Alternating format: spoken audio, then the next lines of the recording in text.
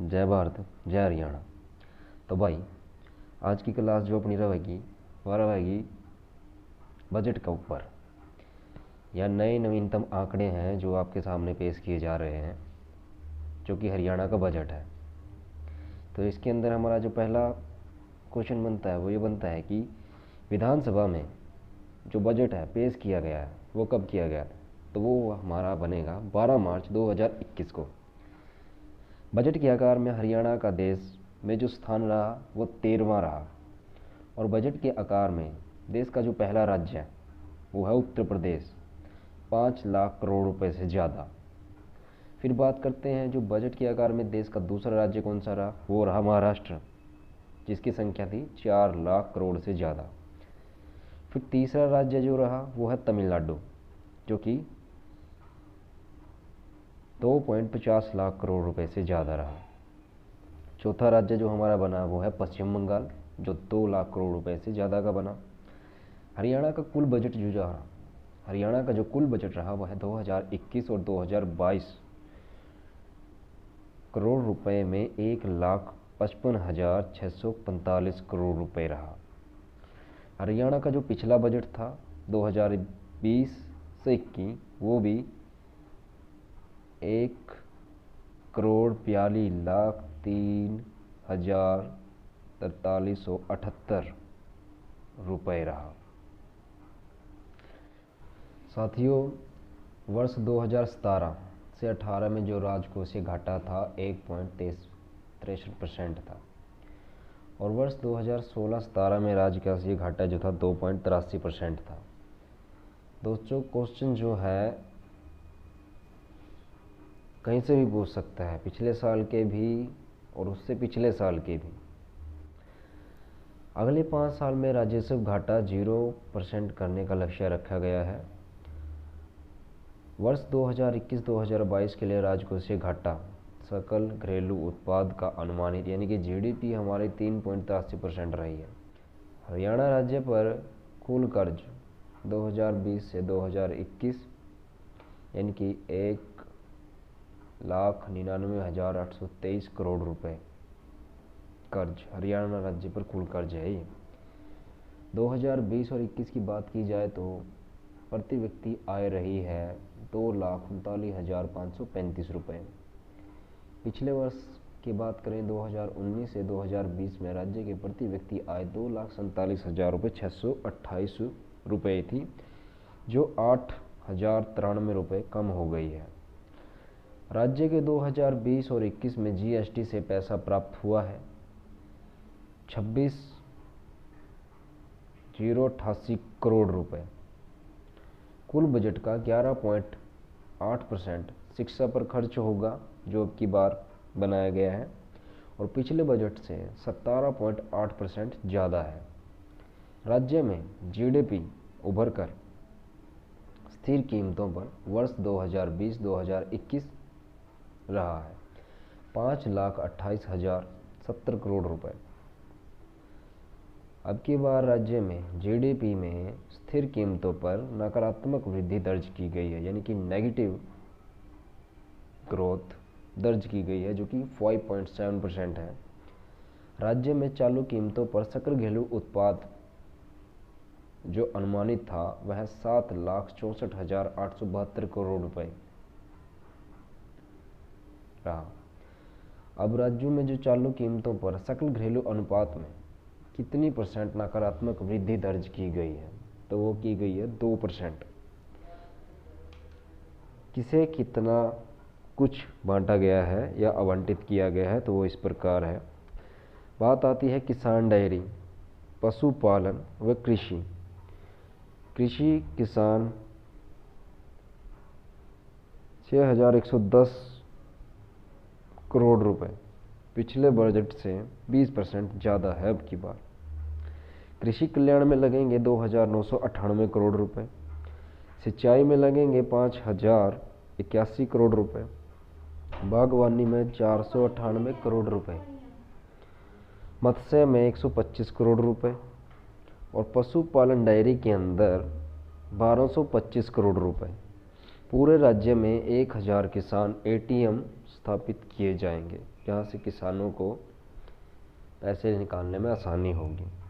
125 school कॉलेजों में मृदा जांच लैब बनेगी, मिट्टी की जांच की जाएगी, वो लेबोरेटरी जो है स्थापित की जाएंगी 125 स्कूल और कॉलेजों के अंदर। आगे बात करते हैं इंडिया यूथ गेम 2021 पंचकुला में 5 स्वदेशी व कुल 25 खेल शामिल किए जाएंगे। ताऊ देवीलाल स्पोर्ट्स कॉम्प्लेक्स पंचकुला में हॉकी, फुटबॉल, बास्केटबॉल और वॉलीबॉल के नए खेल स्टेडियम बनाए जाएंगे।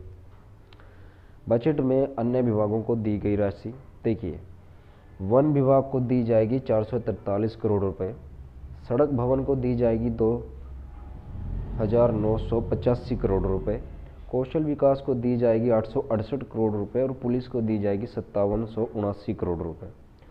श्रम मजदूरी विभाग को दी जाएगी, जो मजदूर विभाग होता है, 71 करोड़ रुपए, सहकारिता विभाग को 74 करोड़ रुपए, जो हमारी परिवहन विभाग यानी कि जो बसों का विभाग है उसे दी जाएगी 2865 करोड़ रुपए, और नगर ग्राम गांव की बात करें तो 1121 करोड़ रुपए उनको दी जाएगी। जन स्वास्थ्य से संबंधित जो संस्थाएं उनको दी जाएगी 3402 करोड़ रुपए, 3402 करोड़ रुपए। पर्यटन को दी जाएगी 113 करोड़ रुपए और खनन भू विज्ञान को दी जाएगी 131 करोड़ रुपए। सैनिक अर्चन 143 करोड़ रुपए, पुरातत्व जांच करने वालों को दी जाएगी संस्था को 73 करोड़ रुपए। विदेशी सहयोग 10 करोड़ रुपए। बिजली वालों जो बिजली विभाग है उसको दी जाएगी 7089 करोड़। सूचना संपर्क जो जनसंपर्क है सूचना 281 करोड़ रुपए और नागरिक उड्डयन के लिए 184 करोड़ रुपए है। कला संस्कृति को 19 करोड़ रुपए राशि जो है अब की बार आवंटित की जाएगी बजट के अंदर। बजट से जो और महत्वपूर्ण प्रश्न बनते हैं वो हैं, उन्हें भी हम जान लेते हैं। दोस्तों देखिए, गुरुग्राम व पिंजौर में फिल्म सिटी जो है इस्टेब्लिश की जाएगी। 100 करोड़ रुपए SYL पर खर्च किए जाएंगे। गन्नौर जो कि सोनीपत में अंतर्राष्ट्रीय बागवानी मंडी स्थापित की जाएगी।